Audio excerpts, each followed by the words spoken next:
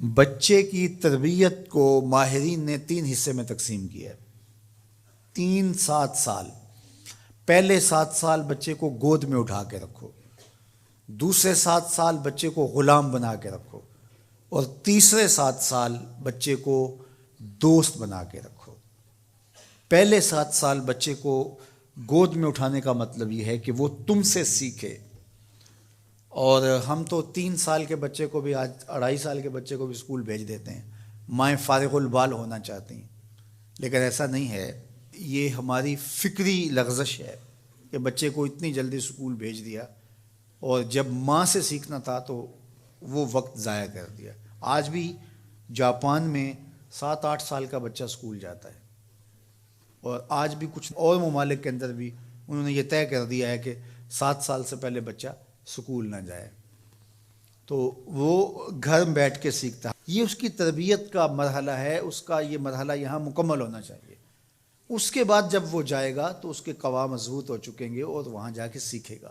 یہ پہلا اس کا مرحلہ یہاں سیکھنے کا ہے۔ ظاہر ہے باپ تو وہ توجہ نہیں دے پاتا، تو ماں کو بھرپور توجہ بچے کی طرف دینی چاہیے۔ عمومی طور پہ ماضی میں مائیں اپنے بچوں کی تربیت میں انتہائی مبالغہ کرتی تھی اور بہت زیادہ محنت شاقہ کرتی تھی، چونکہ ان کی توجہات کا کوئی اور مرکز نہیں ہوا کرتا تھا، اور وہ سمجھتی تھی کہ ہمارا یہی کام ہے کہ ہم بچوں کی اچھی تربیت کر لیں، اور چند بچوں کی تربیت ہی ماں کی ذمہ داری ہے، اور یہ اگر احسن طریقے سے نبھا دے تو اس نے اپنا حصہ امت میں بھی ڈال دیا، معاشرت میں بھی ڈال دیا، اور قوم بنانے کے اندر بھی اپنا حصہ ڈال دیا۔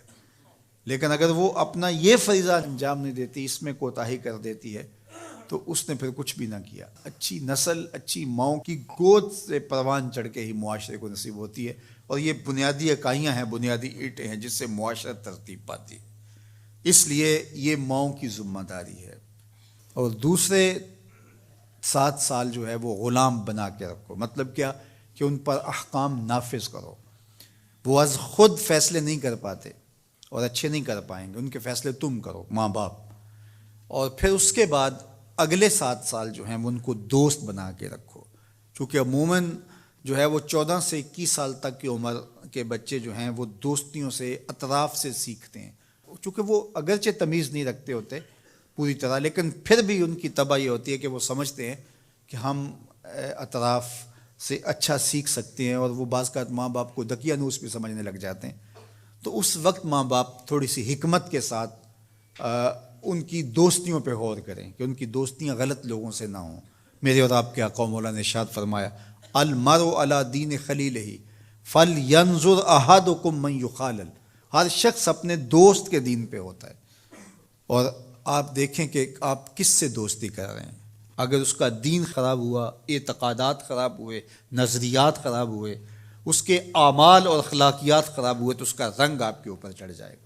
اور رومی نے اس کو اپنے انداز میں کہا، تا توانی دور شو از یار بد، یار بد بدتر بود از مار بد، کہ جہاں تک ممکن ہو برے یار کی صحبت سے بچ کے رہنا۔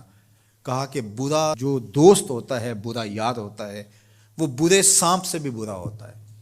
کہا کیوں؟ اس لیے کہا جب سانپ لڑتا ہے تو جان لیتا ہے، برا یار لڑتا ہے تو ایمان لیتا ہے۔ اس لیے صحبت سالے ترا سالے کنن، صحبت تالے ترا تالے کنن۔ اچھے شخص کی صحبت تجھے نیک بنا دے گی، برے شخص کی صحبت تجھے برا بنا دے گی۔ شیخ سعدی فرماتے ہیں، میں حمام میں گیا تو وہاں کسی نے مٹی رکھی تھی، تو میں نے اس کو اٹھایا تو اس سے مہک آ رہی تھی، میں مست ہونے لگا اس کی دل آویز خوشبو سے۔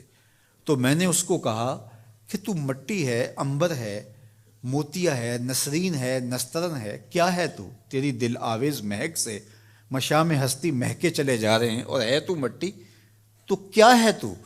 تو اس مٹی نے، شیخ سعدی فرماتے، مجھے زبان حال سے جواب دیا کہ ہوں تو میں مٹی، مجھے اپنی اوقات نہیں بھولی، لیکن چند دن میں پھول کی صحبت میں رہی ہوں۔ جمال ہم نشیں در من اثر کر، وگرنہ من ہما خاکم کے ہستم۔ اس نے کہا ہوں تو ذات کی مٹی ہی، لیکن میں گلاب کے پھولوں تلے تھوڑی دیر رہی ہوں تو میرے یار کا جمال میرے اندر سرایت کر گیا ہے۔ تو ذات کی مٹی ہوں لیکن صحبت میری پھول سے رہی۔ یار مٹی پھول سے صحبت پیدا کر لے تو اس سے مہک آنے لگ جاتی ہے، تو یار بندہ صالح صحبتوں کا انتخاب کر لے تو اس کی زندگی کیوں نہیں بدلتی؟ تو اپنی اولاد کو صالح لوگوں کے پاس بٹھانا سکھاؤ۔